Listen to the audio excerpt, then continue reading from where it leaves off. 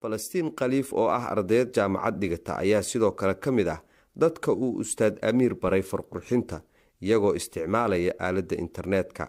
runtii akademiyada Amiir haddii aan iraahdo in ka faalo ama wixii aan ka faa'iiday ka sheekay waqti badan ugu qaadanaysaa laakiin se waxaan u qirayaa inay tahay runtii akademiyad soo saarta arday Soomaaliyeed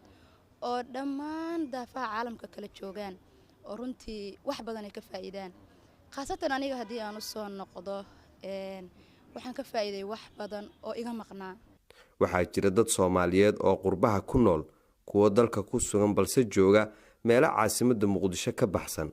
dhammaantood waxa ay ka mid yihiin ardayda mucallimkan. Waxaa isku xirkooda iyo wax kala faa'iidooysigooda fududeeya baraha bulshada taas oo ah calaamad ku tusinaysa ama ku muujinaysa in aaladahani internetka yihiin seefo laba af leh.